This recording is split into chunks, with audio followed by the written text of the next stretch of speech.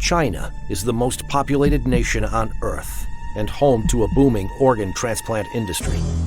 However, over the past decade, reports have emerged that the majority of organs are not sourced from death row prisoners and donations, as stated by officials, but rather from innocent prisoners of conscience murdered on demand. Researchers across the globe are uncovering new evidence that shows the true nature and scale of these abuses. In June 2016, 3 independent investigators jointly published a 680-page report of irrefutable evidence. China, to my knowledge, is the only country in the world where the government-run industrial program kills people and sells their organs. Endless hospitals in here. We go into them in great detail. We're talking about a very large hospital, endless amounts of transplant surgeons and transplant teams. I was really surprised how high the number was. I mean, as I say, it's multiple between 6 and 10 of the official figures. Hearings were held by the U.S. Congress, the British Parliament, the European Parliament, and the Canadian Parliament. The U.S. House of Representatives unanimously passed a resolution condemning the systematic state-sanctioned organ harvesting from non-consenting prisoners of conscience. China's killing for organs is making a major appearance across media outlets all over the world.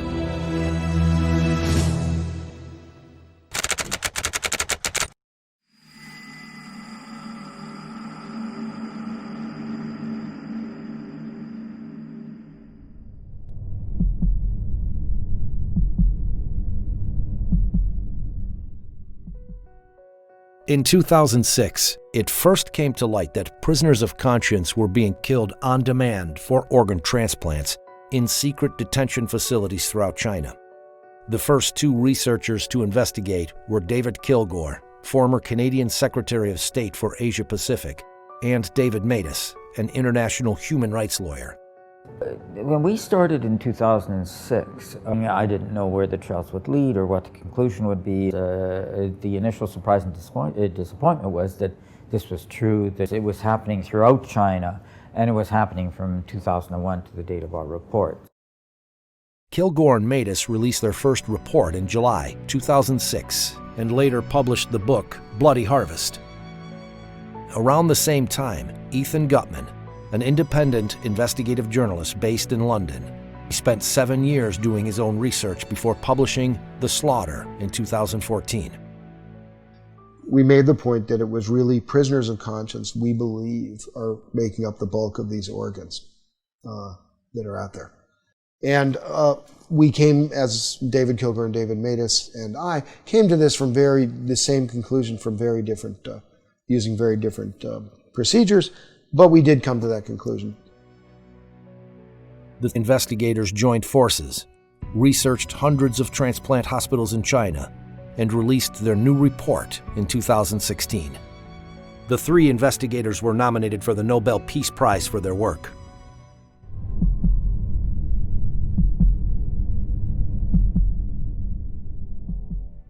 Discovering exactly how large the transplant industry is in China and how many victims there have been is difficult. The researchers spent a decade piecing together the evidence. For example, in September 2013, Director Zhu Jiye of the Liver Transplant Center at the People's Hospital of Peking University told China Economic Weekly, "Our hospital conducted 4,000 liver and kidney transplants within a particular year." So we had to cross-check everything. So when we had posted volume numbers, we cross-checked it against staff, against beds, against research publications, against media reports, against the purchase of immunosuppressive drugs. I mean, every which way we could. And what we were able to do by all this cross-checking is develop a consistent picture. And in that particular case, we came to the conclusion that yes, this claim of 4,000 was real. Shenzhen Central Hospital, they have 500 beds. It's actually over that now.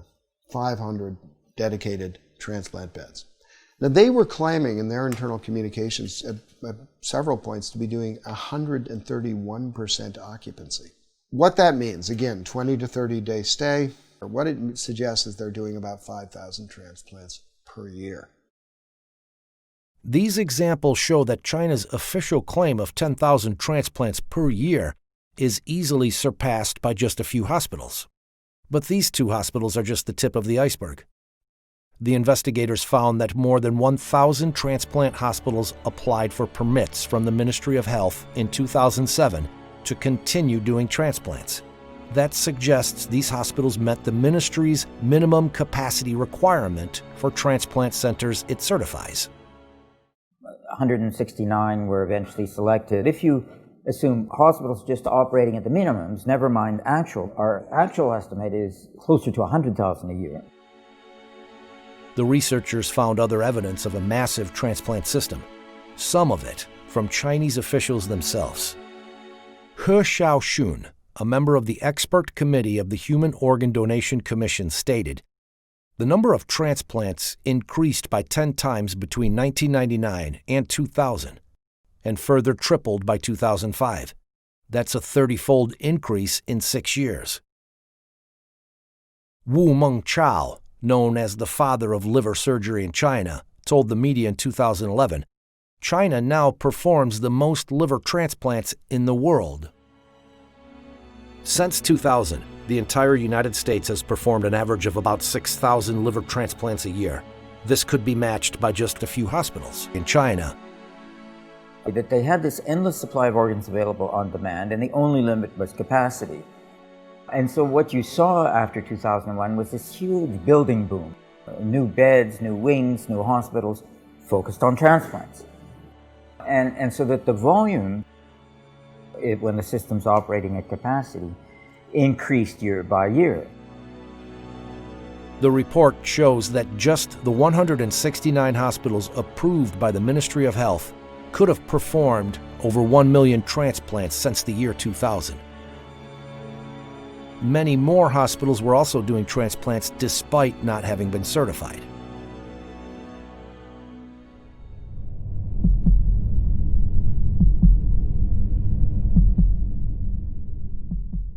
Organ transplantation has been continuously incorporated into the National 5-Year Plan and has become a high priority in China's national strategy. A large number of organ transplant research and training projects are funded under the major national programs and funds. The investigators found that China International Transplantation Network Assistance Center, CITNAC, listed transplant prices for foreigners on its archived website. It was bringing in about $9 or $10 billion a year, this industrial transplant operation going on across China now. It's a lot of money. A lot of hospitals are financing a lot of their activities through that.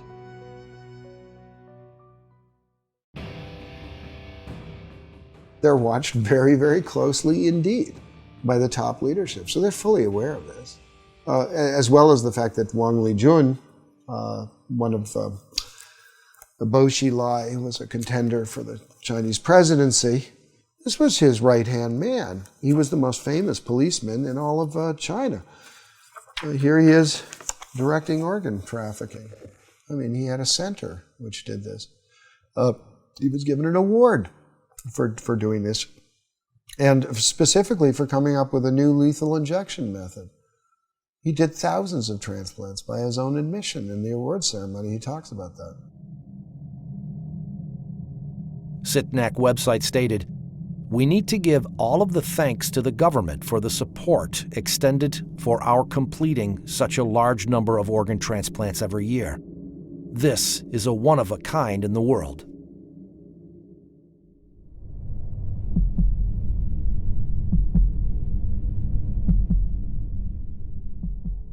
Researchers were particularly struck by one aspect of these transplants. Unlike anywhere else in the world, they were being done on demand. In countries with advanced organ donation and allocation systems, patients must usually wait years for a donor to become available. Yet in China, waiting times are commonly in weeks. The 2006 Liver Transplant Registry report showed that 27% of samples were emergency transplants. That means they found a new liver within days or even hours.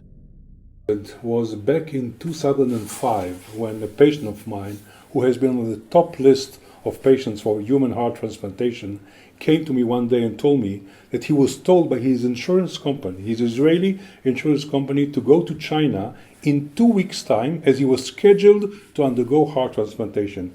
And when I asked him how come such a surgery can be scheduled ahead of time, somebody has to die on the very day of the operation, he said he didn't know, and he went to China and got his heart transplantation exactly on the date that he was promised.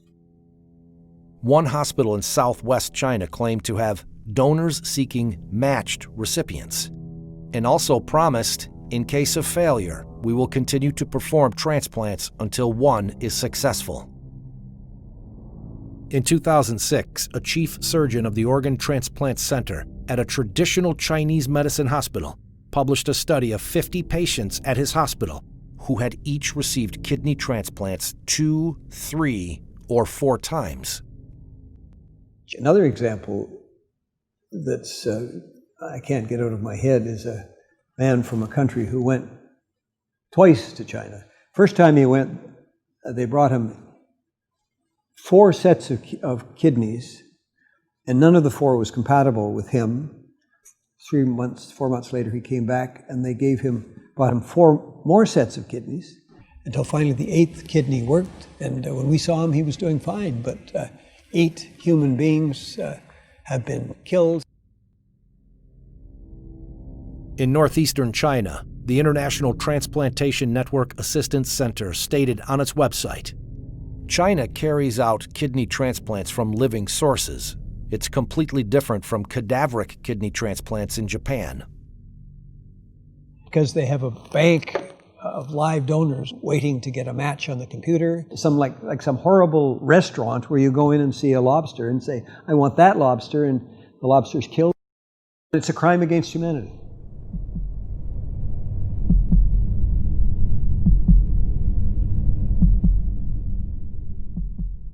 The Chinese government claimed that the vast majority of organs came from death row prisoners, and later, donations. However, international organizations estimate that the number of death row executions at thousands each year since 2000, and decreasing. Chinese tradition requires that bodies remain whole after death. There was no organ donation system in China before 2010. Even today, there are very few donations. Therefore, these 2 sources combined account for only a tiny fraction of all transplants performed in China. China started performing transplants with organs harvested from executed prisoners at a small scale in the 70s. In the years that follow, it also started using organs from prisoners of conscience. In 1999, the crackdown of Falun Gong starts. That is the largest action of scale by the Chinese Communist Party since the Cultural Revolution. And by 2000, 2001, that's when you have this explosion of transplant activity. We see continuity in the numbers over time. Falun Gong is as I call it, it's kind of a Buddhist revival group. It doesn't have churches and so forth, it doesn't have temples. What it has is sort of common beliefs. These shared beliefs revolve around self-improvement based on the values of truthfulness, compassion, and tolerance. By the end of the 1990s, the Chinese government estimated that over 70 million of its citizens were practicing Falun Gong. Jiang Zemin, the head of the Communist Party at the time, saw Falun Gong's popularity and revival of traditional values as a threat to his rule, and launched a violent campaign to eradicate it in July 1999. Hundreds of thousands of Falun Gong practitioners from all over China traveled to Beijing to appeal to the central government, only to be arrested and tortured. When many refused to disclose their identities to protect their families and friends, they became part of a large, anonymous population held captive by the state. More practitioners were rounded up all across China. This is when large numbers of them started disappearing without a trace.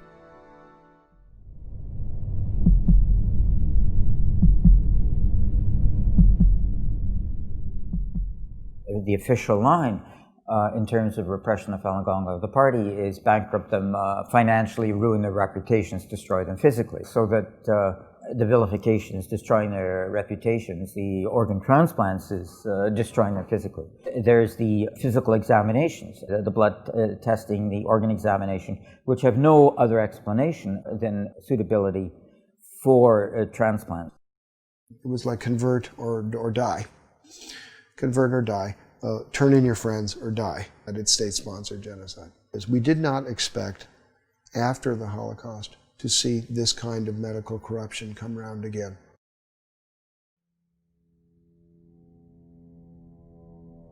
How can doctors, people trained to heal, harvest organs from living people for transplants? Educated and raised in China, Enver Tohti is an ethnic Uyghur surgeon, currently living in London. He was told to extract the organs from a living prisoner in 1995. They made you disabled to think yourself. My whole body just become a robot, just performed to do what I have been programmed to do. So anybody, if they label it themselves other than communism, the Communist Party or member, then they will be treated as an enemy of the state. Therefore, they are not even qualified as human beings, and therefore they are subject to whatever punishment is available. They made you genuinely believe what you are doing is for a good cause. It is little later I realized I shortened this man's life. That is equal to a killer. I killed him. This thing is haunting me. I have to tell the world to release the things inside my heart to get a little relief.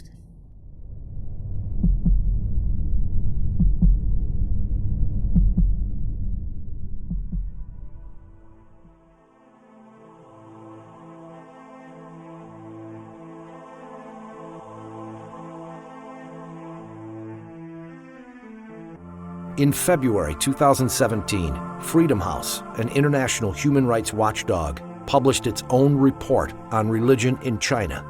It noted that a review of available information regarding organ transplants had found credible evidence suggesting that, beginning in the early 2000s, Falun Gong detainees were killed for their organs on a large scale.